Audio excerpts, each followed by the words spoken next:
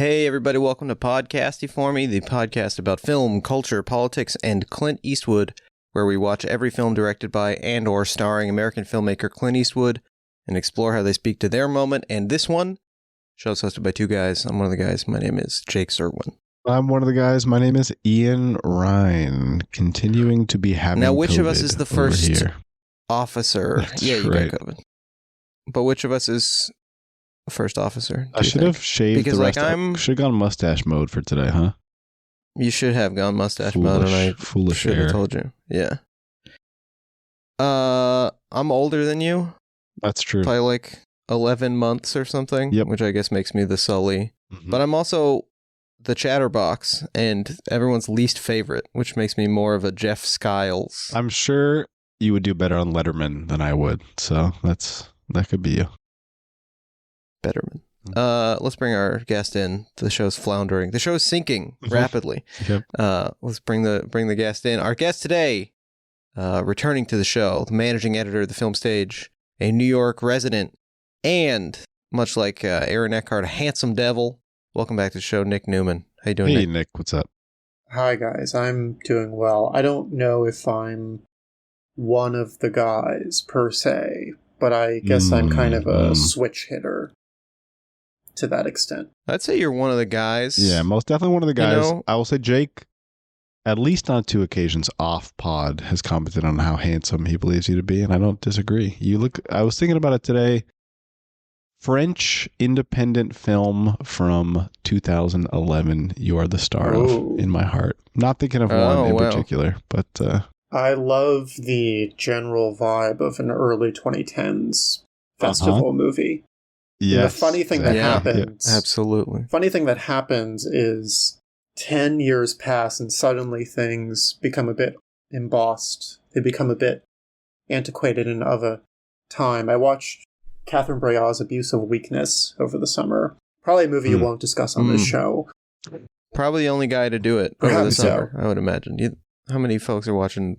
But that's a festival movie from 2013, which means I could have seen it at a festival with the proper context for it, which is to say it's a moment in time I lived through, and I felt so melancholy nostalgic watching it, because it just had a certain sheen, it had a certain gloss that has been lost. And I thought about that watching Sully, which is a 2009 period piece. It sure is. It's a 2016 to 2009 period piece. Yep. And now we're in 2023, so we're at a perfect interval. Equal segments. I like that. Wow. Richard Linklater. This is like the Before trilogy. Hey, same joke. One joke to make. All right. Nick, I did want to ask you. So were you in New York in 2009, in January of 2009? I was in the state of New York, but not the city of New York. Okay. Do you have any recollections of the Miracle on the Hudson? For sure. It was one of those things that you couldn't not be aware of, sort of a banal point to make, and honestly it's kind of the point of the movie, is that this one man was put at the center of national attention. But I was aware of it. It wasn't nearly as much of a local event like 9/11 was, where, being 90 minutes from New York City on 9/11, it definitely felt like something that was happening close by. Miracle on the Hudson was a much smaller level event in that way. But as the movie says, New York hasn't had a lot of good news lately, especially with regards to airplanes. Yeah. Which is the kind of like cornball obvious line that still somehow works for me. Like, it sounds like something somebody would say. It's exactly. True. Yeah, exactly. For the first 2/3 of the movie, it's just implicit to such an extreme that it borders on being explicit, and then they really have to make sure, just in case you didn't understand, that this was about residual 9/11 fears and this sort of shared psyche. This is what it's about. Sully is a movie that underlines and returns to and plays upon the same things time and again to a very peculiar effect that I had sometimes very effectively, sometimes less so. I think mostly effectively. I just had forgotten until this week rewatching the movie how strange this film can get. It feels so weird. Yep. Now, we're not talking about the movie yet, Nope. not officially. We have to do our Never heard of signature it. segment, the two questions. But I'm going to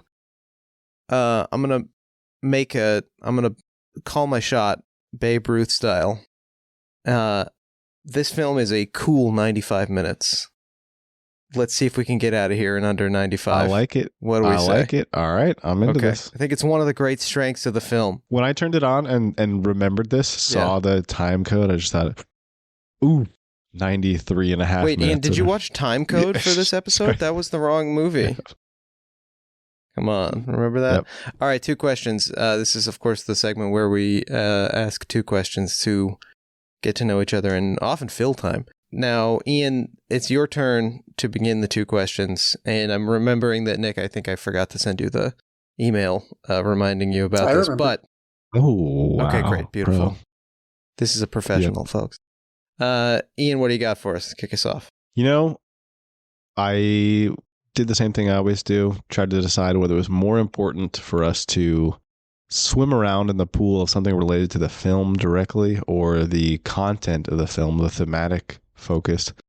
And I decided that this week I wanted to do something that is socially important because, as the film makes clear, it is an uphill battle to portray bureaucracy in a positive light in any context. Basically, I think just in terms of how much we think about it, it's almost always the downsides of bureaucracy. So this week I wanted to ask whether either of you gentlemen have had a positive experience with a regulatory body, some type of administrative office, really anything. And look, the challenge is a challenge because we just do not pay attention to this, right? This is the silent guardian of our society. Positive. And do you mean, does it have to be with the body or with one of the body's avatars? Yeah, with one I think of either. I think either. Okay. They embody. Okay. What's going on here? Nick, do you have an obvious answer that jumps out to you? I feel like if I had an obvious answer, it wouldn't be the basis of a Clint Eastwood movie. That's true. Yep. Yeah, I'm trying to think. I mean, let me think here. Really challenging the show's 95-minute limit.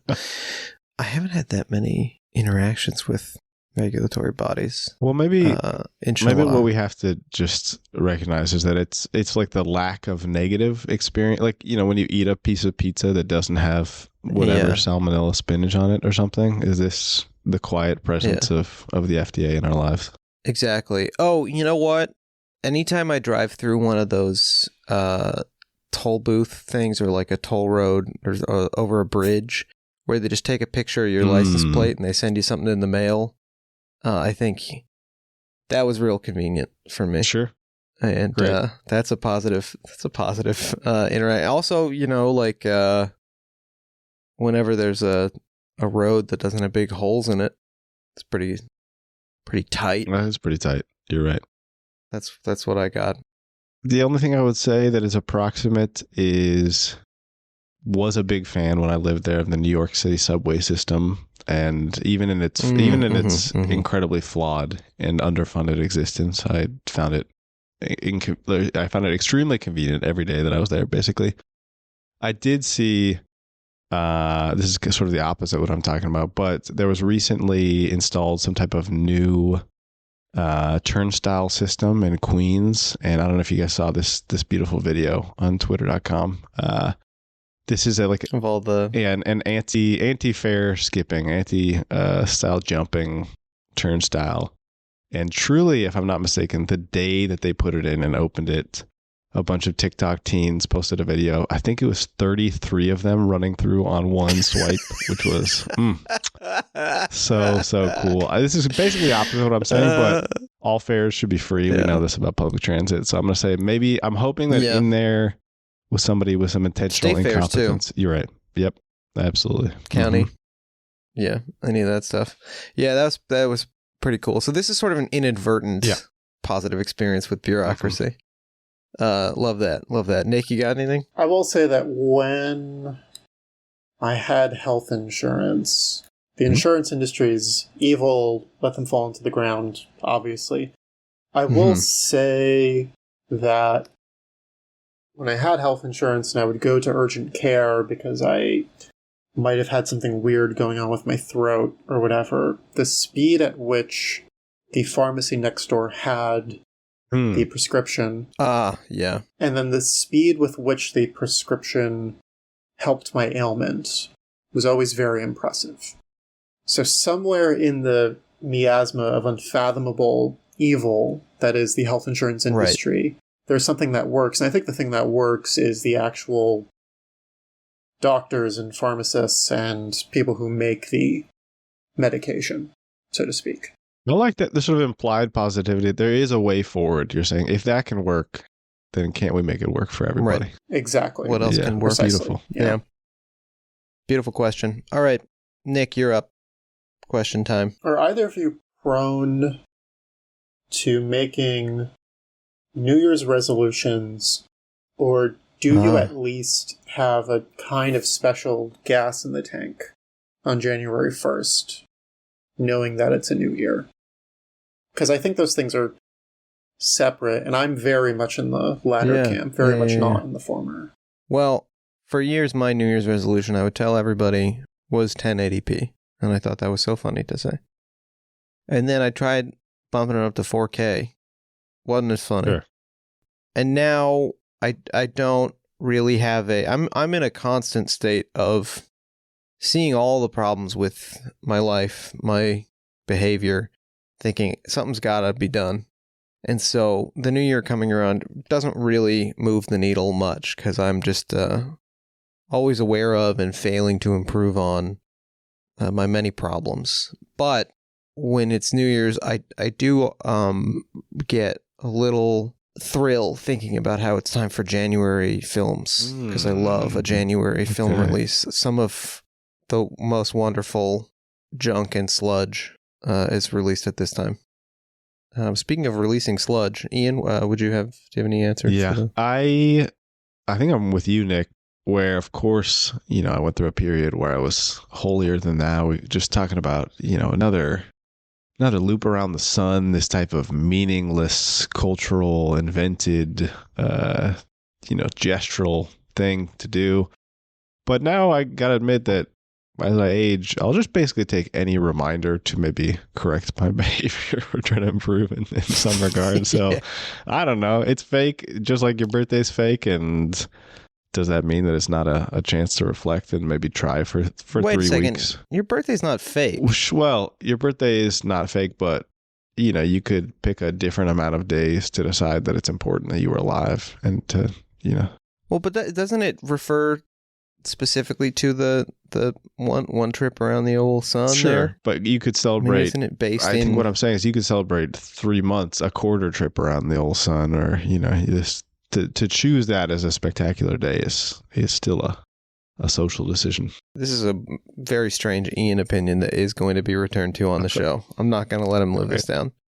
Nick, I don't know if you agree with me, but I think this is a crazy thing that he said. No, I understand it. It's one thing because January 1st is like, it's not the winter solstice. Like, it would make more sense to do it solstice to solstice or something. Sure. I'm with you on that. But this birthday thing, this cannot stand. This is fucked up. What you've said. Well, I think people would be much happier if they put less emphasis on their birthdays. I think that's almost indisputable. Yeah, but it at least, I'm just saying it does make some level of sense to acknowledge the birthday, the yearly birthday. I don't disagree. I think I'm in between. Thank you. I'm shamelessly playing the middleman. The great mediator. Have you guys looked at some of the January releases that are coming this year? Because I was not aware of this at all. But I didn't know there's a new Rennie Harlan movie starring Aaron Eckhart. Oh, wait, what is? Oh, is it The Bricklayer? Yeah, The Bricklayer. The Bricklayer. Is The Beekeeper coming out in January as well? David Ayer joins, starring Statham. Huh. There's two, like a guy with a job that starts with B who's actually like a badass.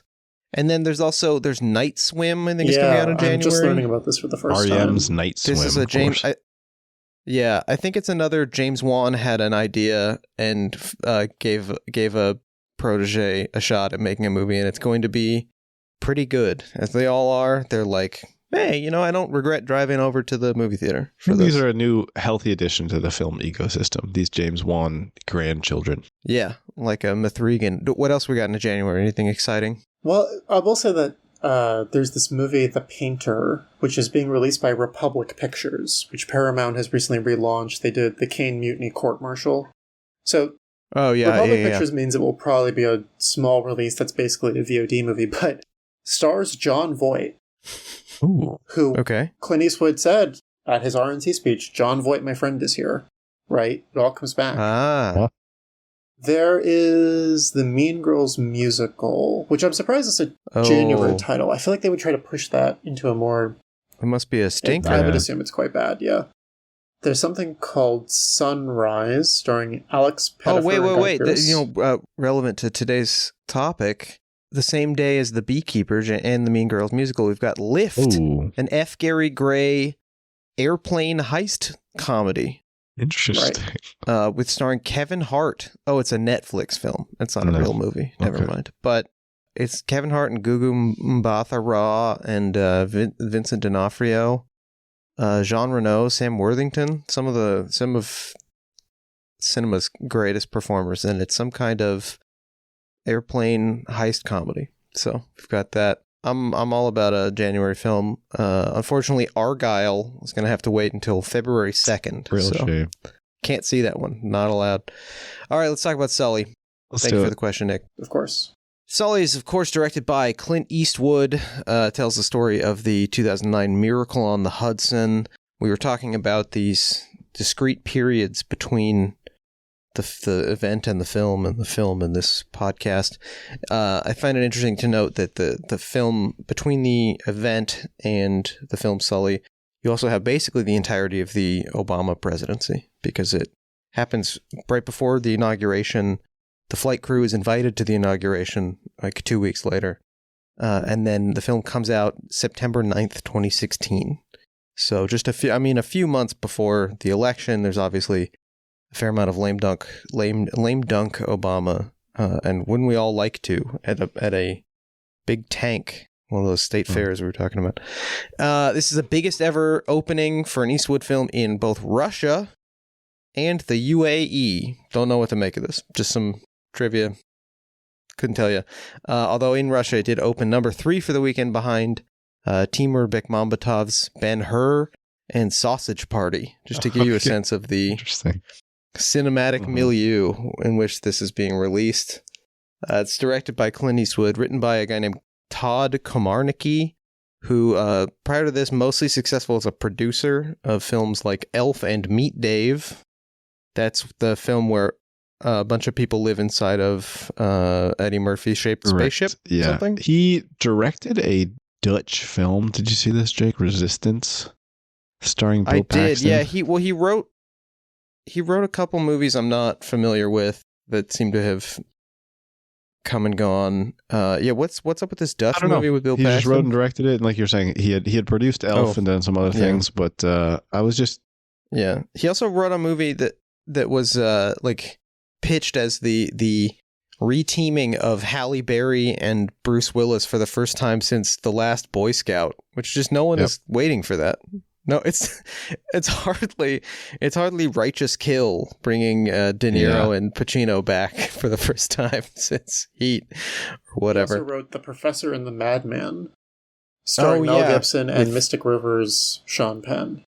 Whoa! Right, I read that book. It's about the guy who there was a guy who was mentally ill and had been institutionalized, but this did not stop him from being one of the most prolific contributors to the Oxford English Dictionary. Wow.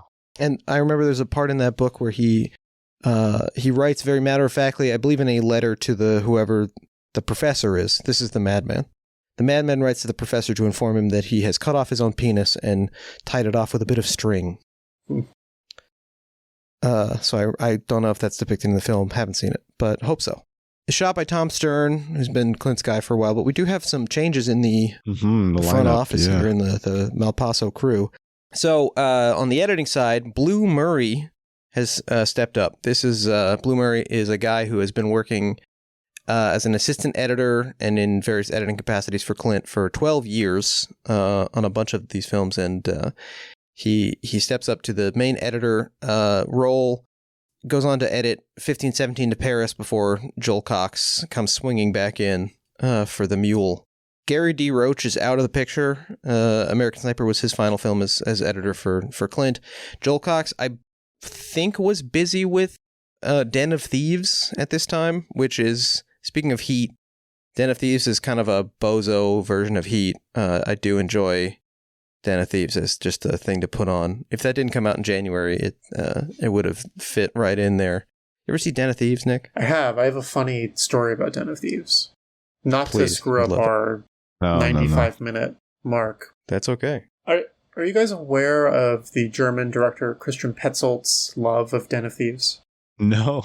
I think I read about this somewhere. Did that come out in an interview that you did with him? No, the way it came out was the company I used to work for years ago, Grasshopper Film, has a feature which is asking people their 10 favorite movies of the last 10 years. And so we asked Christian Petzold for such a list, and he emailed it to us. And the list was stuff that you'd kind of expect, a lot of, big art house movies from the 2008 to 2018. And then the last movie listed was Criminal Squad, directed by Christian Gudegast from 2018. And I saw the title and the director, and I didn't recognize it at all. And I thought, what is this slow burn Berlin Film Festival title from this year that went unnoticed? Yep. So I Googled it, and I did literally a triple take. I thought, there's no way that this is possibly true. What is going on here? And it was kind of like discovering, splitting the atom on my own by accident. I couldn't believe this information that I'd been privileged with. Yeah. And then when we published the list, I made sure to make the lead image. The movie Den of Thieves is so low rent that genuinely the only high-def image I could find from the movie was this one shot of Gerard Butler, leaning against a car with a machine gun. Otherwise, it was just screen caps of YouTube. The movie was also just on YouTube. Like on a YouTube channel. Nobody at the distributor cared. Yeah. And I remember publishing it and just thinking, okay, maybe this will take off. And I think it took 90 seconds for people to start going, what the fuck is this? What is going on here? I'm imagining some kind of JFK style shot of your feet running down some government hallway, and you've got the piece of paper in your hand bursting into the conference room at Grasshopper Film saying, sir, we've got something. And that week he was at Lincoln Center in New York for a big retrospective, and every interview that he did, every Q&A that he did, people asked him, why do you like Den of Thieves so much? And there's actually a video where he talks about it for 4 or 5 minutes and gives a very thorough, sincere, I would say convincing answer for why he likes it so much. So, I mean, he probably likes it because it is good to watch. It's good to look at. Basically, it feels fun. It feels nice. The thing he said is I went to a real movie theater. There's a parking lot. There's a multiplex, and he said I didn't want to see a movie about a lemon tree in Gaza. Okay. And then I looked this up. I was like, is he just kind of making up a straw man? And there is literally a movie about a lemon tree in Gaza, which is a little unfair. He's kind of punching down when he says that. But I also understand where he's coming from. And right, sure. Just this week, he said one of his favorite movies of the year was Plane with Gerard Butler. That's what he likes. The man is locked into Butler mania, just like Ian and I watched Kandahar not that long ago. Kind of, certainly not a waste of time. I predict by the end of this decade, he will direct a film with Gerard Butler. It's a sincere prediction. I hope so. I would also love to see Gerard Butler direct himself, sort of continuing the Clint, style. We deserve Butler, the auteur. We've also got a bit of a change. The music in this film, there's not a ton of it, but it is credited to Christian Jacob and the Tierney Sutton Band. Now, Christian Jacob, you guys both know this, I don't have to tell you, is a French jazz pianist and musical director for Betty Buckley, the Broadway star and the gym teacher from Carrie. And he often works with the Tierney Sutton Band, supporting the jazz vocalist Tierney Sutton. Apparently, Clint wanted to recreate the effect of the woman's voice throughout the score of High Plains Drifter, have no recollection of this whatsoever, but it really affected him. And wanted to bring in a woman's voice. Found the Tierney Sutton Band, and this is like according to that band, a real collaboration, kind of Clint with the Tierney Sutton Band, but they get the credit. So he composed some themes. He helped write the words to that song that plays over the end credits that you can't tell what the words are, and you're really wishing it's the real human being and a real hero song from Drive, which you guys know that was written about Sully, right? I think you told me that several years ago. I it's like was certain you were joking, as often happens. It's like what the songwriter's dad said about Sully. That's a real human being and a real hero. Apparently there's a line, I don't know that I've paid that much attention to lyrics, usually just looking at Ryan Gosling's face, but I guess it says something about 155 souls on board in the song. Yeah. It's incredible. All right. This is one of the few Clint Eastwood movies I had seen before we embarked on this process, and I liked it quite a bit. And I had the experience of turning it on, and the overwhelming grayness, the overwhelming stylelessness of the first 25 minutes or something were enough to get me to turn it off. And I walked away from it for like 6 months or something. Then I gave it another shot, and of course was drawn into its odd rhythms, and I loved the film. Had you guys both seen this before? I had seen this before. Seems like Yeah, I think this may have been the first film since Gran Torino, and I don't think we discussed this. I had seen J. Edgar on a plane falling asleep in and out once before, but I think this is the first full film I had seen since Gran Torino before we started this process. So I enjoyed it at the time.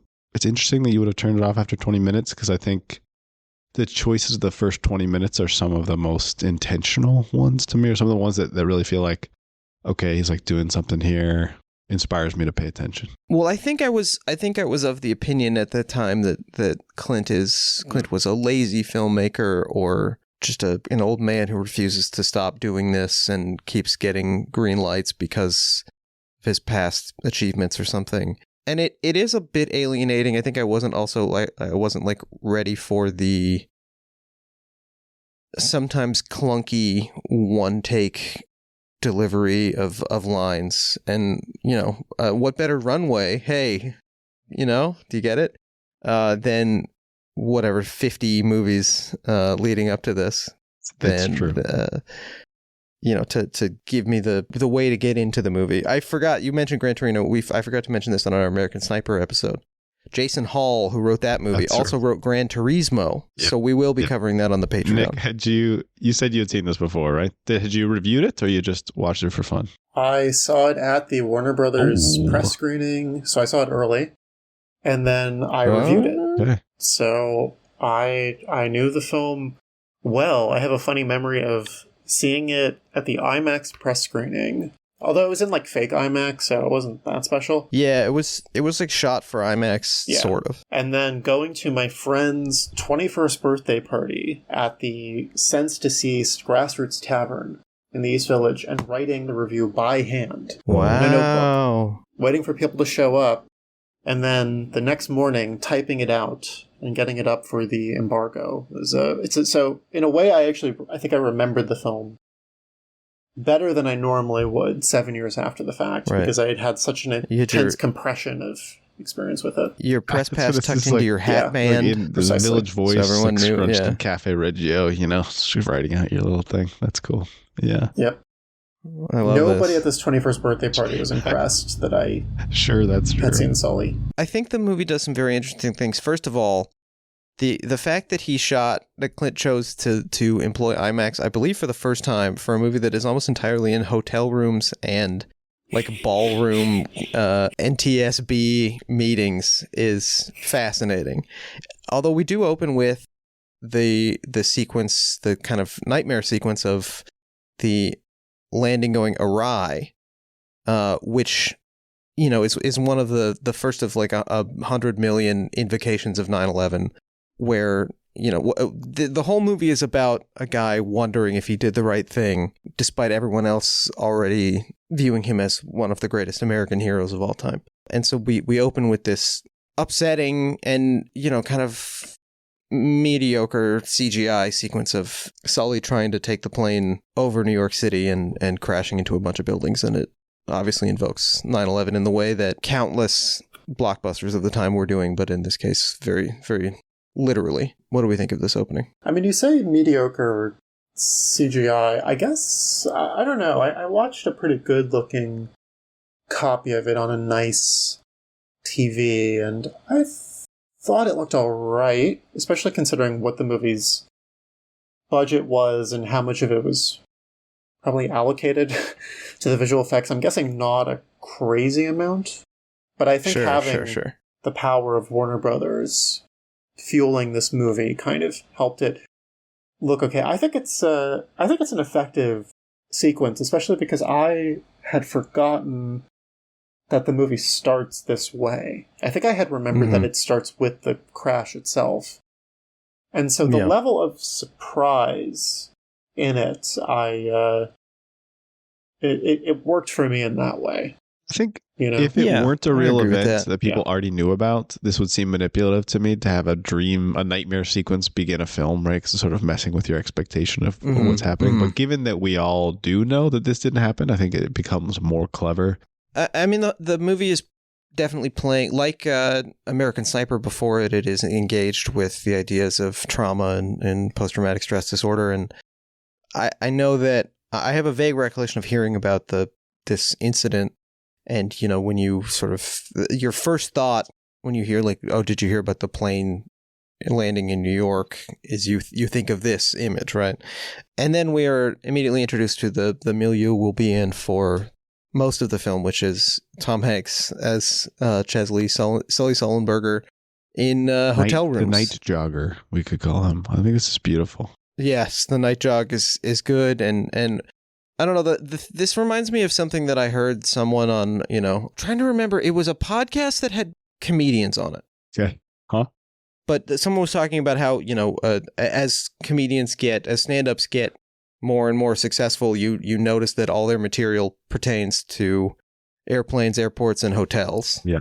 Yep. And I wonder if this is also true of a movie star like a Clint Eastwood or a Tom Hanks, where like, there's maybe a metatextual element here of the experience of being a very famous person who, the sort of misery of being stuck in like a decent hotel wherever you go. I want to give him credit in that, to me, the anxiety that comes across is very clearly associated with this sort of like directionless residual stress that they're feeling, right? So I think waiting. The worst part about being in the hotel room is that, it's like an embodiment of their like just floating in this neutral zone, still feeling uncertain whether they made the right choices, things like this. Yeah. Although I imagine this is this experience of I don't know anybody who's worked as a flight attendant or a pilot or anything like that, but I imagine this is pretty par for the course for the employees of our great air travel industry, where you're just like, every city looks like the closest hotel to the airport. They're going to Charlotte, and so there's some mention of like a particular steakhouse. Like that's sort of the most exciting thing you probably have time for, is to go to a particular restaurant. Right. It seems like a fairly bland and brutal existence. Nick, is this what like a film festival is like? I was about to say, I was just at the Camera Image Festival in Poland, and getting there. We talked about this the last time you were on the show. I believe you told a story about sharing a taxi with Michael Apted. Yes, that's right. Yeah, very good memory on that. Thank you so much. It is weird because you go to JFK, you wait. I have so much punctuality anxiety, so I get everywhere early. So get to JFK at least 90 minutes before boarding, and you're in that zone, which you see LaGuardia, but all airports ultimately kind of look the same. And you were waiting there, you got on the airplane is not aesthetically so interesting. Where did I fly to? I think it was like the Amsterdam airport, which is like, there's minimal interest because I haven't been in that airport before. But you're also, again, how different does it look from JFK? You get on another flight, go to another airport, you take the taxi to the hotel. The hotel is pretty bland. It definitely captures that experience. I don't think it's at all a mistake that the airport hotels all are kind of homogenous in their design. Yeah. And that gives some of the other sequences, like the nighttime sequences on the street, or him going to a terrible midtown bar. And I say terrible because living in New York, I know those bars so well. And it's perfect that they cast Michael Rappreport, who is one of the most aesthetically unpleasant On people and off alive. screen. Yeah. Visually Oh my and God. sonically. Yeah. Is just one of the most... I mean, Yeah. I hate looking at that man. Me too. It's time for Michael Rappreport. Now, Nick, have you ever run into this man as a New York resident? I haven't, and maybe you're catching me being unfair. Or maybe he'd be very nice to me. I kind of suspect otherwise. Nope. I can confirm. I used to work at a recording studio here in Los Angeles. Michael Rappreport came to do his I Am Rappreport podcast. Extraordinarily popular, I believe. Long running, very popular, very transphobic. I believe he dead named Caitlyn Jenner on several episodes for which I was present for the record. Don't know how she came up. Mostly just like has a basketball game on and is yelling at his friend. Now, during one of these records, it had been a very long day for me and the engineer. We ordered ourselves one pizza from down the street to have as our dinner. And almost immediately, one of Rappaport's like producer guys who looks pretty identical to Jerry Ferrara, also appearing in this film, came in and asked us if Michael could have a piece of the pizza. This is, and also he was very sweaty. So this is my Michael Rappreport. Just a guy I think everyone agrees sucks, except for Spike Lee for some reason. Likes him I a think lot. he finds him an object of interest. I'll put it that way. Sure. I've also been going through all of the Woody Allen movies I haven't seen. This is also a backdoor pilot for Woody Cast, which I'll be launching. And hey, great. All right. it's great that you don't sound so enthused. You're welcome to come on whenever you want. Hey, we'd love to consider going on it. Okay. I guess, my question about Woody Cast would be how much of it is going to be forensic analysis of the man's alleged crimes and where they appear in each and every one of his films. I would say it's more about the trauma that he endured by being framed. Ah, okay. Yes. Every episode will come with a link to Moses Pharaoh's blog post, and that will be the last word on it. Interesting to think of how often he was framing himself. True. In another sense. True. Yeah, well, he is working through trauma in his work. And Michael Rappreport shows up in a number of these movies as the dumb goon. Right. Woody Allen seemed to think him a good casting as a dumb goon. Do you want to shout out the movie Higher Learning, where he plays a white supremacist who shoots himself in the head? So recommend that for anybody who wants to see that out of a Michael Rappreport type. Quite pleasurable. I did appreciate the speed with which, sort of like the rapidity of the Christian Petzold anecdote, the speed with which they've already come up with a tasteless drink named after the Sully, which is Grey Goose and a splash of water, and also pretty good. That's a pretty good joke. I mean, and nobody died. I think we're kind of talking about it, but basically the movie is it's about the miracle on the Hudson, this forced water landing, not a crash, forced water landing after a bird strike of a U.S. Airways commuter flight from New York's LaGuardia Airport to Charlotte. And thanks to the quick thinking of Chesley Sully Sullenberger, the plane is landed on the Hudson River. All 155 souls on board survive. There were a few minor injuries, and one flight attendant had a pretty bad laceration to her leg, but everybody made it, survived the very cold Hudson River water, and got to safety. And then, now, Ian, is this a accurate depiction of the National Transportation Safety Board's investigation of the flight? What did you find? Yeah. You know what? Not now. Don't sneeze now. It is not entirely inaccurate in terms of like the on the paper facts about what their concerns were. For example, like, whether or not the second engine had indeed gone down or whether it was possible for him to have returned. This is basically the central conflict of the film is, did he make the wrong decision? Could he have returned to LaGuardia or made it to Teterboro in New Jersey? And they did run simulations to see if this was possible, but over there in Toulouse, right? But the objections that people had Particularly, I think the man's name is, let me see my notes here. The investigator-in-chief, Robert Benson, he was saying that he didn't feel that the process was nearly as prosecutorial. And it seems like Sully, in a Variety article, said basically the same thing, where he wanted to have the names of the people involved changed because he said, look, I understand this is, a certain amount of artistic license to create conflict beyond just the event itself. But these people were just doing their jobs. Their job is to figure out, do we need to change the process? Is, the guidelines for aviation safety, are they where they need to be, etc. So it turns into kind of like a courtroom thing, not unlike the vaguely similar and at the time of this release, not too far off film of Flight, right? Where the main crux of it is not just about the catastrophic event, but rather the sort of follow through the investigation. Nick, have you seen Flight? Robert Zemeckis' Flight?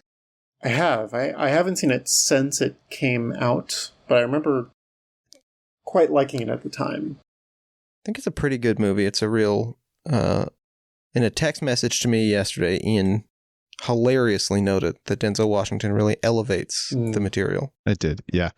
But I meant it. I think Denzel Washington takes a good script and turns it into truly an incredible acting performance. Interestingly, I think both this film and Flight feature lines that became like the butt of jokes, like birds in this case, I think is one that people were saying a lot.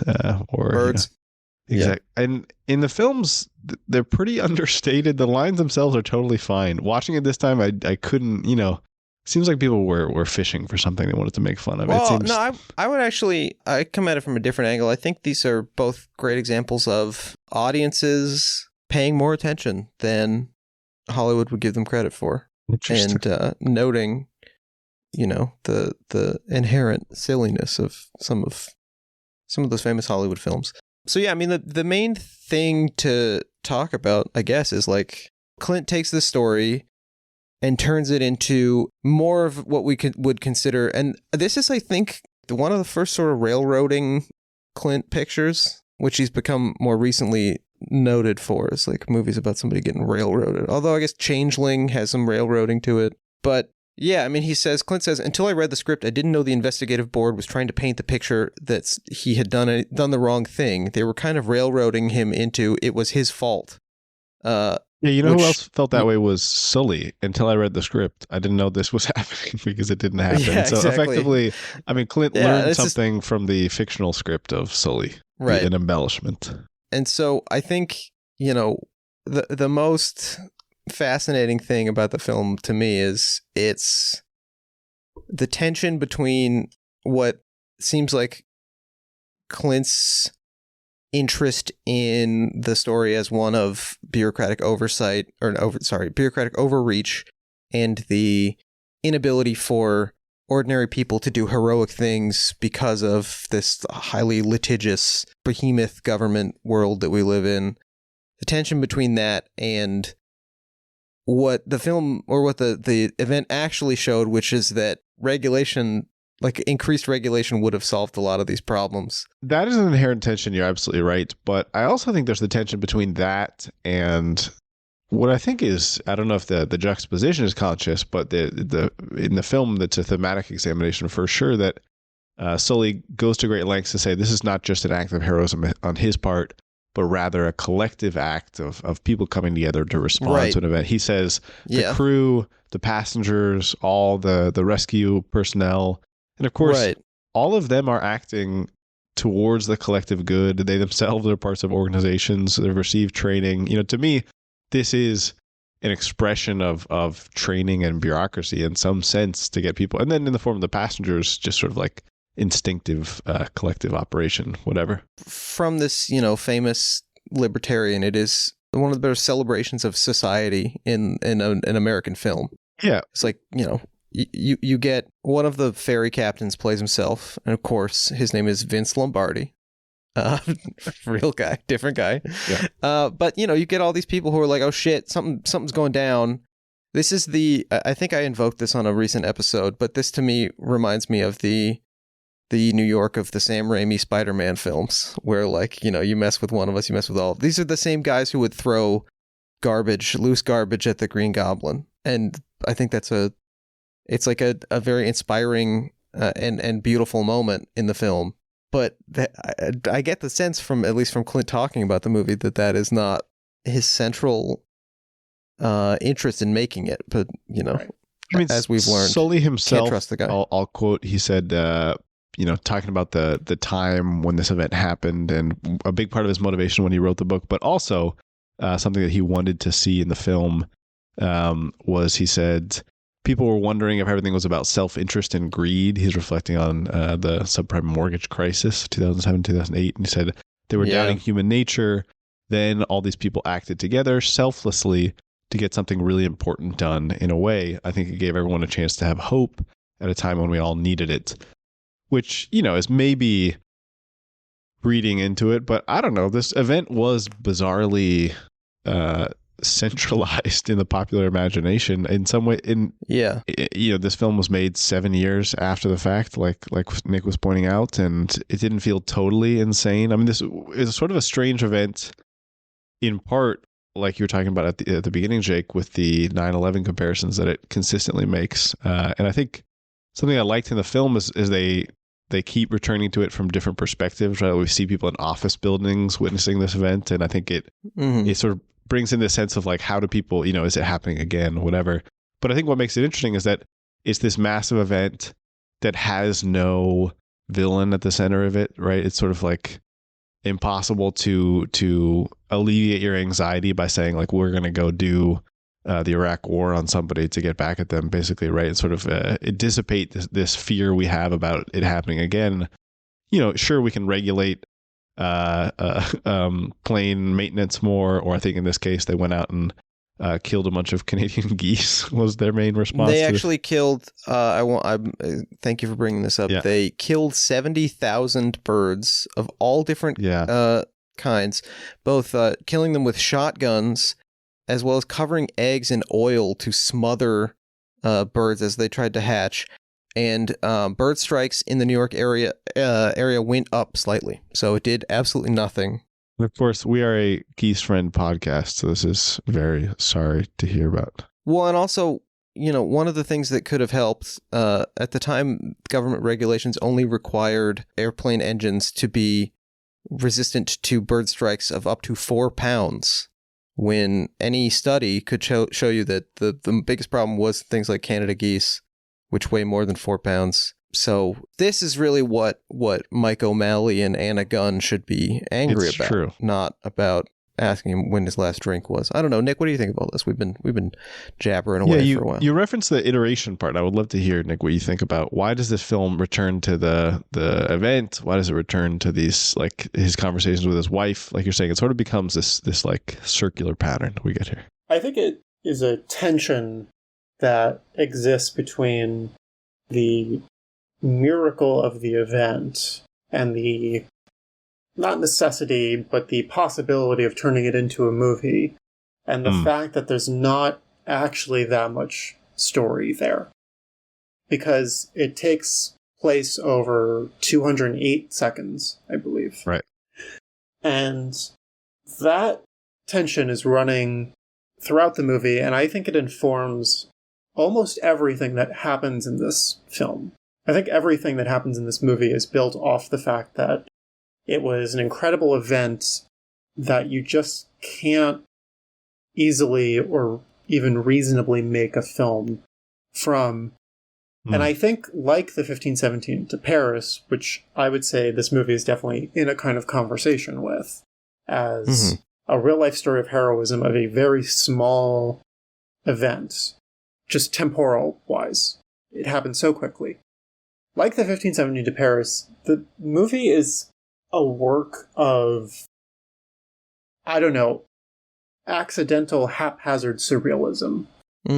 Of turning this thing that actually happened into this weird hall of mirrors that involves daydreams and nightmares and simulations and speculation and flashbacks, maybe even flashbacks within flashbacks at some point. Perspectives of characters, actual POV devoted to characters who don't appear at any other point except for their kind of designated time. At one point, you have these 3 passengers on the plane who are rushing to the plane because they're going to a golf tournament or something. No telling why Clint might have singled out these guys as someone to connect with. And it's so, even with Clint's golf connection, it's such a weird choice because they're kind of the most annoying characters in any Clint Eastwood movie. It's like these 2 idiot sons. Correct. And they're kind of like weird, slightly off-putting father. And right. I think they're all talking about they're talking about maybe like hitting on somebody at some point. Don't they have a little bit of a light skeeziness to them? I named my display name is a reference to this because they have, to me, that Jeff himself has a real, like Jonathan Groff in American Sniper, just doesn't belong, brings this sort of treacly Broadway-ishness to the film that feels totally out of place to me. You're talking about Sam Huntington, who I recognized as he's in Not Another Teen Movie, which is a masterpiece. He's also Jimmy Olsen in Bryan Singer's Superman Returns, starring Kevin Spacey from Midnight in the Garden of Good and Evil. And the father is one of my favorites, Christopher Curry, who's in Flags of Our Fathers, and most notably performs the line from Starship Troopers that my friend Mike and I would say to each other all the time. Zegema Beach. He's trying to get Casper Van Dien not to join the army by tantalizing him with a trip to a space beach of some kind. Yeah, and the movie makes, as a point of identification for this stretch, just like the most, maybe not like the most off-putting form of modern American man, but pretty close. Like a guy who's wearing like a stupid like newsboy cap. Yep. His brother is wearing a Titleist Boston Red Sox cap. I'm a lifelong Yankees fan, and I don't care about golf. So imagine the flight or flight response that hat puts in me. And, there's this whole, like, sort of reach for pathos of, they're calling. It's like, I thought you were gone. I couldn't hear you, or whatever. Right. One of them gets brought to New Jersey, and the other one is, And there's a point at the end of this movie where you see the crash yet again, at a time when it seems like you couldn't get more information from it. But it also cuts into it so rapidly that I wasn't entirely sure we were seeing the crash, even though I've seen it so many times at this point. And this is in between these simulations with these, fake-looking green screen. And you talk about people made fun of the birds line, but in a crash simulation, are they they're not actors, they're pilots. Yes. You're highlighting but it's also the wonderful thing where they recreate some of the dialogue, the non-actors in the simulation. Yeah, so you bring non-actors into a fold. It kind of looks like something from a black box theater performance, while you have actors playing pilots. And if it sounds like I'm kind of reaching here, that's kind of a stretch, that's because I kind of am reaching, and it's kind of a stretch. Because I'm just not sure about the extent to which these things are intentional in the film. And I don't know the extent to which Clint Eastwood intends this or wants this or cares about this. Of course, if you asked him, he would deny it completely. He's not interested in talking about those things on a creative level. But his films, for 60 years now, films he's acted in, films he's directed, have these odd bits of surrealist touches. If you go all the way back to the beginning of his career, he was acting in movies where his voice is being dubbed. And so just the experience of watching a spaghetti western is weird, because the voice is disconnected from the body. And not to, sound like Richard Schickel here or something, but I fully imagine that had some kind of effect on him as a young performer, seeing himself like that. And you get into these weird territories watching the movie where I'm not saying any of this to justify liking it as some auteurist stretch where I need to find an excuse to like it, because there's certainly Eastwood movies I don't like that much. What's great about him is that if you dislike one of his movies, there's just going to be another one right around the corner, right? So having seen the movie twice now over the course of several years, I am continually just baffled by some of the choices that are made here, but not in a not in a how could you do this? It's a why did you do this? Not why did you do this? Right? And that's also acknowledging that I don't think the bits with Sully and his wife are good. I think they're actually dreadful. I think casting, first of all, the most boring casting choice you could have made, of course, his wife at home is played by Laura Linney. Like, easiest casting choice you could have made. Laura Linney from Absolute Power and Mystic River, who has said that she would do literally anything for Clint Eastwood. She loves the process. I'm not anti-Laura Linney, but it's like, of course she's going to play Sully's wife.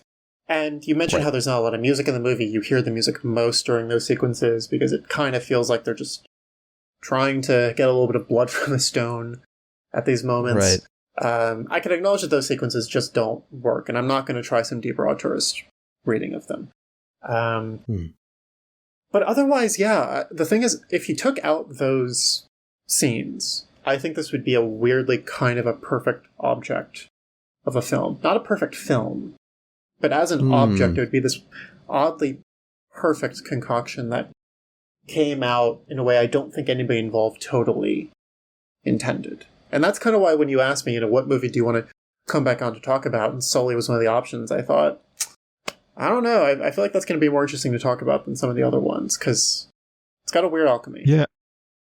It does. I mean, there's a weird conflictlessness to this otherwise extraordinary event where the man himself is sort of comically calm, and his resting heart rate is usually 55 beats per minute. He mentions he's extraordinarily poised. He is experience personified, and then everyone sort of agrees that he did the right thing. No one dies. There's no, flight has to go to all these lengths to sort of generate conflict by making the pilot an alcoholic who was drunk at the time and sleeping with one of the flight attendants who dies. And, they add in he flips the plane upside down.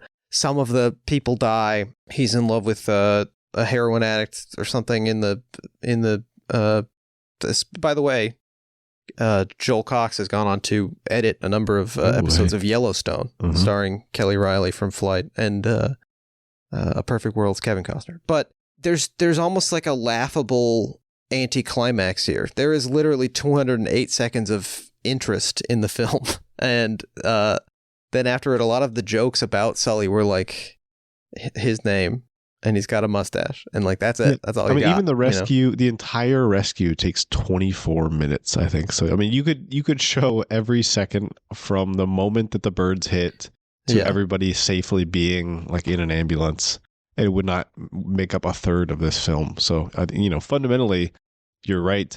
And yeah, I'm with you, Nick. The calls home are the clunkiest part of the film, but they do maybe, even without doing this stretching auteuristry that I like that you're not forcing on it.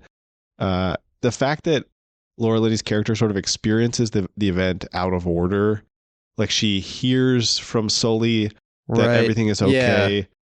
Yeah, he says I'm fine. She's before the event, and then she sees it on TV, and then she responds to it emotionally 3 days later, right on a phone call. She realizes sort of it just struck me the possibility that you couldn't have been, you might not have been okay. And again, I'm not saying that this is Clint Eastwood's attempt to show this achronological experience we have of events through news and secondhand in a modern world necessarily, but it is just by representation maybe engaging with that stuff. And like you're saying, the idea of hearing yourself on, what do they call it? The CVR, the cockpit voice recording, or whatever the thing is, that they replay. It is just inherently surreal to be in front of other people and have it to explain what happened, and then hear these different recorded sort of records of what happened, right? Official records. And then, basically Aaron Eckhart's whole role in the film is to be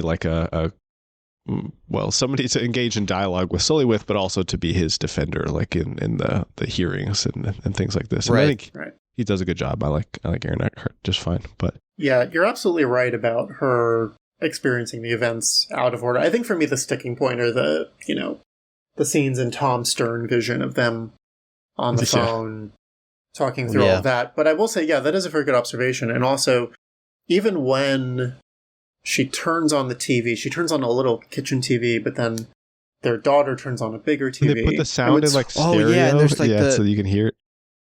there's like a quarter second delay between the TVs. It creates this funny echo, which is strange because their TVs tuned into the same network in the same house. That shouldn't really be happening. Right.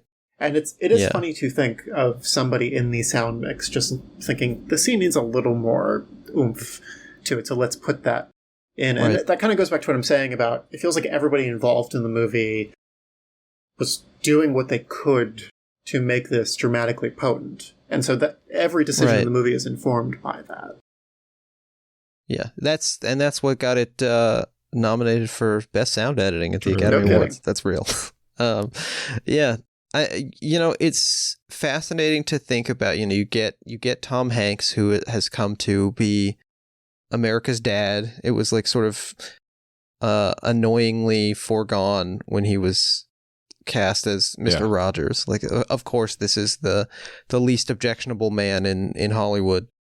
Cast to play Sully. You've got the poster is like through the window of a plane with like water rising and Sully looking very concerned and like pulling his tie. We get the scene of him having a charming but completely chaste interaction with the woman at the Hudson News. He is like, I mean, he's expertise. He's exactly what you'd want, and yet there is an inherent lack of conflict there. And there are parts of this story that could be, you could make a comedy of this. I mean, I found out that the way that they test bird strike like tolerances for airplane engines is they have the engine running and they put a bird carcass in a cannon and shoot it at the engine. Why this is not in the film? There's no scenes of birds being needlessly murdered in their eggs for the just so that the like state of New York can say they did something.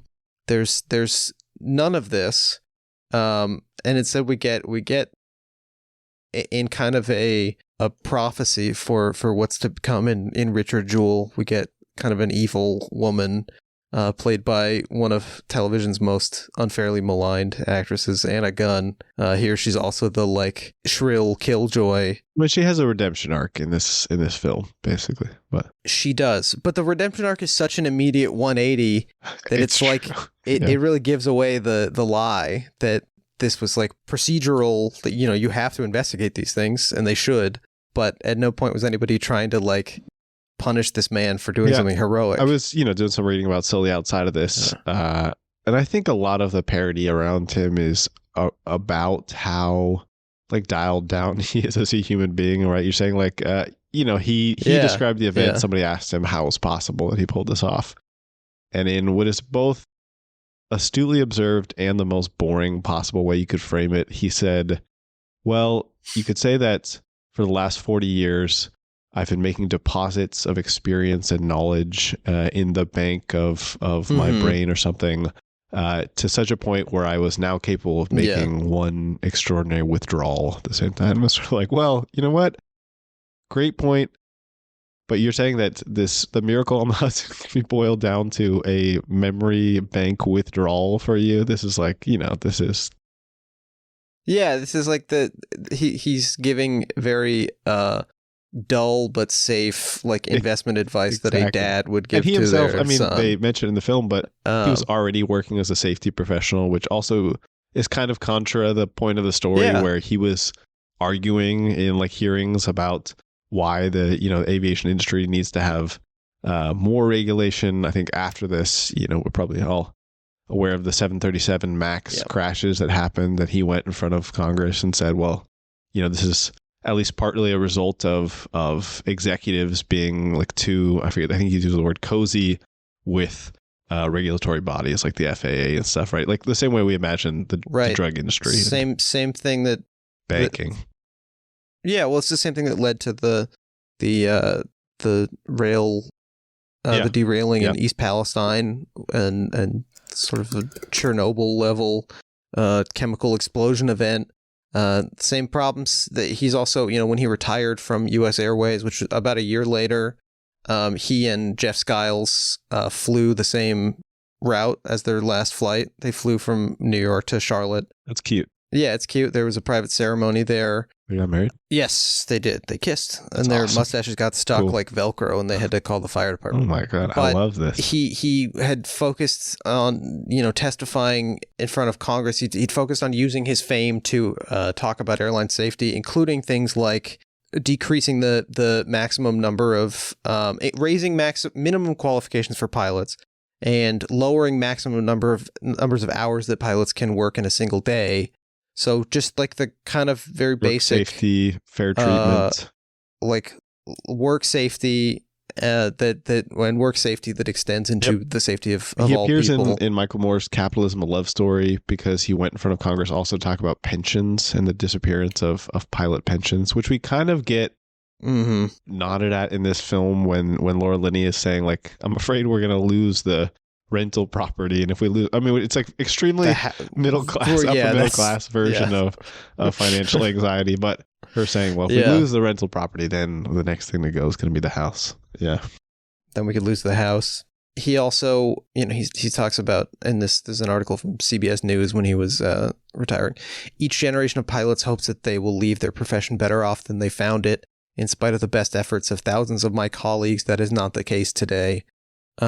This sort of, and it characteristic of Sully, he's sort of laughably unexciting when he talks about these things, but he does represent like a symbol of someone pushing as hard as they can against the degradation of just not even a social safety net, like a literal safety net, like safety in the face of increasing, like this moment of late capitalism that we're in. And he's celebrated as like the triumph of the human spirit, and then the actual things he's asking for get kind of that's all I was going to say. away. That I think we're beginning our discussion, our multi-part discussion of Clint Eastwood's railroaded heroes films, and to be honest, I think I like basically all of them that I have seen, but it is interesting that he's opting to mostly fabricate the story of his suffering here,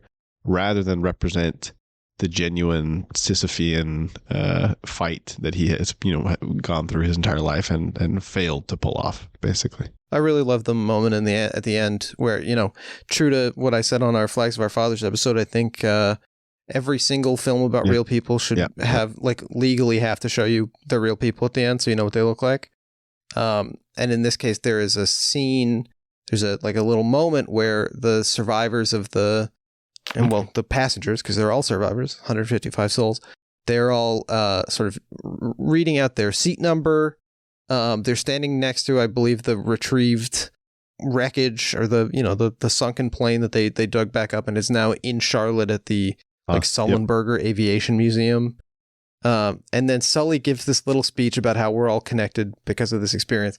And he's so personally bland that he ends his speech and there's like a beat where you have to wait for everyone to realize that he's done, and then and they that's start okay. clapping. I don't think we're dunking on this man. Just that it's a fascinating charismatic human to choose as to put in the spotlight.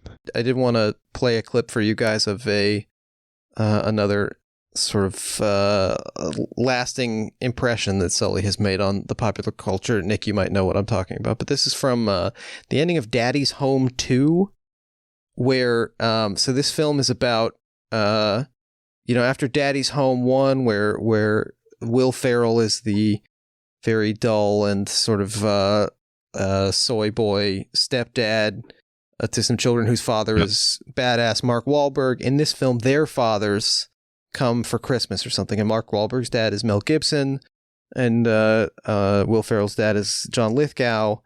And so they've left, they've dropped them off at the airport, and now they're waiting for Will Ferrell's mom with Will Ferrell's new stepdad, who he has not met before, and he's a little nervous about it. I'm going to play the clip. It's a little bit long.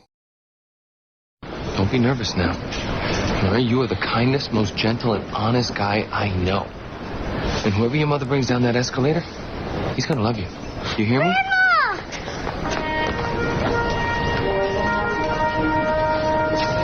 Sully? Wait, who? Sully Sullenberger. The guy who saved 155 passengers on the Miracle on the Hudson.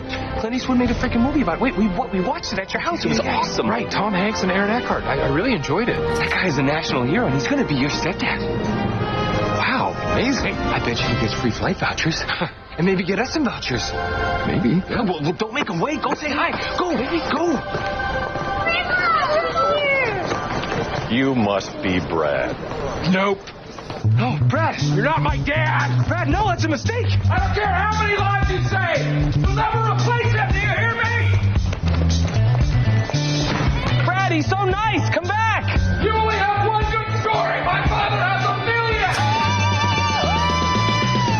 million. End credits. So that's the real Sully, who can barely get through the line, "You must be Brad." I do like the Will Ferrell bit about how he only has one good story. That's pretty funny. But yeah, he's come to represent like the least the guy that no one could have any problem with. Like he's cast in the role as you couldn't possibly find fault with this stepdad, and yet. But then this movie, as we've been gesturing toward, is like trying to generate conflict where there basically is none. Yeah, I don't know. I'm curious, Nick, what you think, thinking about this in comparison to something like Richard Jewell, where, at least on the face of it, there's so much inherent conflict in that man's life, right? The event itself, the aftermath, his home life, basically, it's an endless source of I think, like, art-worthy investigation. But is it, again, I am throwing to you because I like your caution about just, like, making up readings here, but is it possible to consider it as like a recognition of something being interesting just simply because of like the experience it creates for the people who go through something, even if the event itself or the aftermath or, sort of like best case scenario across the board, is it worth investigating? Is it successful? What do you think here? Again, comparing to something like Richard Jewell. Yeah, in the confines of the movie, I think it's definitely successful. I think the film, not to beat this point like a dead horse, it's a movie that's made by old pros. And I think part of that goes into the casting of the film, particularly the Safety Transportation Board. You do have to wonder if Anna Gunn was partly cast because her character in Breaking Bad was so hated by the fan base. Granted, it seems like all of that hatred came from a misogynistic impulse, but still, the character became synonymous with a kind of cultural backlash. You have, and now I should have looked this up, who plays the bald head of the board? Mike O'Malley. Who is, he's like a pretty solid sitcom appearer. Right. He's was also apparently a writer on the Showtime version of Shameless. Oh, strange. Oh, interesting. He's perfectly cast as a completely... Again, it's like the Michael Rappreport thing. Like, aesthetically, he's not so pleasant to be around. He so much is the corporate guy who is just going to make your life more difficult because he thinks that it's in service of something greater. And when this movie came out, I think a lot of people, including some people who I know and whose tastes I respect, really were annoyed that the film sort of treated the transportation board this way. And my answer to that is, can we get serious now? Because do you really think that the National Transportation Safety Board is a truly genteel entity that is making your life better, or is it the kind of organization that is probably constantly covering its tracks? And is, going back to this question from the beginning, could you imagine having like a truly pleasant interaction with them? It seems like in Richard Jewell, when they made up this newswoman contributing to Richard Jewell's downfall, there's a question to be had about, is there something kind of untoward about sullying this person? But does it also make a perfect level of dramatic sense? In the case of Richard Jewell, it's two conventionally attractive people partnering to take down this schlubby guy, right? Yeah. To me, it works as dramatic fuel, and the National Transportation Safety Board probably did not suffer one iota for their depiction in this film. If anything, they probably ginned up sympathy that they otherwise never get.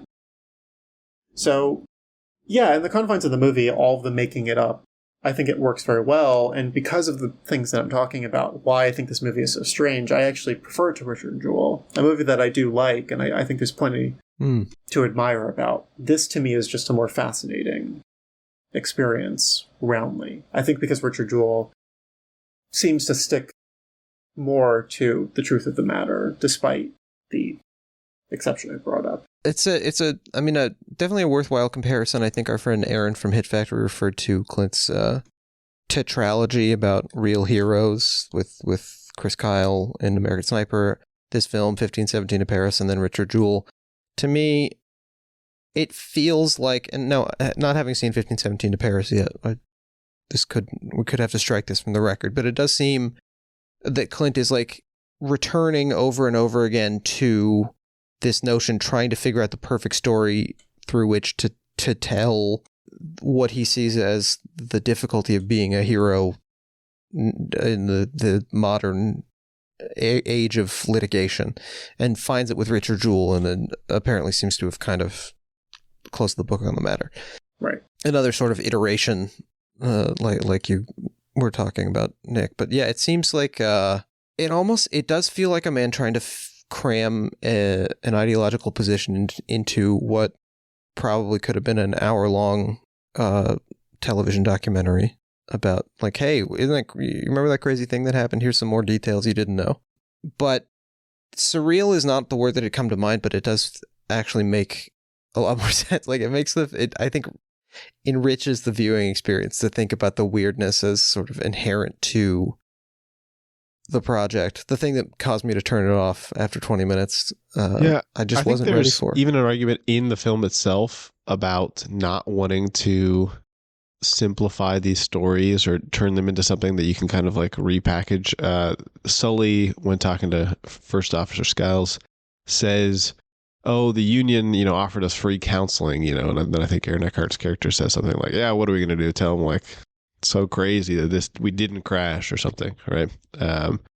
And, again, kind of dismissive of unions and therapy in a way that's still not totally unsurprising for the filmmaker. But I think if there's something interesting there. Well, but there is also the moment where the union allows the union is like